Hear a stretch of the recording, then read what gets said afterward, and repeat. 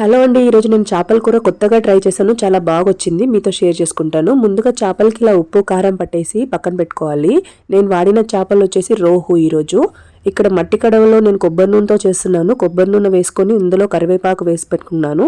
ఇప్పుడు కొంచెం ఉల్లిపాయలు పచ్చిమిరపకాయలు పేస్ట్ చేసేసి దాన్ని దీంట్లో వేసుకున్నాను. మన గ్రేవీకి తగినంత ఉల్లిపాయలు పచ్చిమిరపకాయలు మీ ఇష్టం, ఎంతైనా వేసుకోవచ్చు. ఇందులో ఒక స్పూన్ అల్లం వెల్లిపాయ పేస్ట్ బాగా వేగిన తర్వాత వేసేసి దాంట్లోనే కొంచెం పసుపు వేసి బాగా ఫ్రై చేసుకుంటున్నాను. ఇప్పుడు 2 స్మాల్ సైజ్ టమాటాలని కట్ చేసి ఇందులో వేసేసి బాగా మగ్గించుకోవాలి. మూత పెట్టేస్తే కొంచెం సాఫ్ట్ అయిపోతుంది కదా. ఇలా సాఫ్ట్ అయిన తర్వాత ఇందులో మనకి ఎంత కారం కావాలో అంత కారం పొడి వేసుకొని బాగా మిక్స్ చేసుకోవాలి. ఉప్పు కారం అన్నీ ఈ టైంలో వేసుకుంటున్నాను. కొంచెం ధనియాల పొడి వేసుకొని మిక్స్ చేసుకున్నాను. ఇలా బాగా టమాటాలని మ్యాష్ చేసిన తర్వాత కొంచెం మూత పెట్టేసి ఉడికించుకుంటున్నాను. దీంట్లో మనం చింతపండు ఎంత కావాలో అంత చింతపండు తీసి ముందుగానే నానబెట్టి పెట్టుకున్నాను. ఈ రసాన్ని దీంట్లో వేసేసి బాగా మిక్స్ చేసుకుంటున్నాను.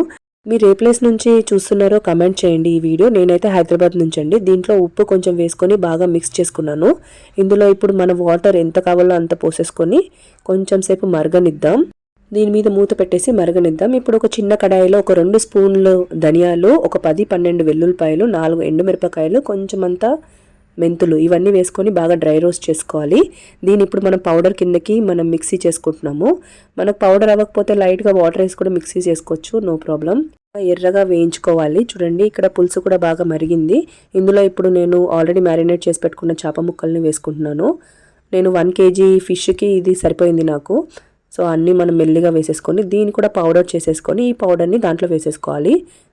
ఒక్కసారి చేప ముక్కలు వేసిన తర్వాత మళ్ళీ మనం స్పూన్ పెట్టి కలపకుండా ఇలా ఒక క్లాత్ తోటి తిప్పేసుకోవాలి, కలిపేసుకోవాలి. ఇప్పుడు దీంట్లో నేను లాస్ట్గా కొత్తిమీర వేసుకొని పైన ఆయిల్ తేలే వరకు మరిగించుకుంటే చేపల పులుసు రెడీ.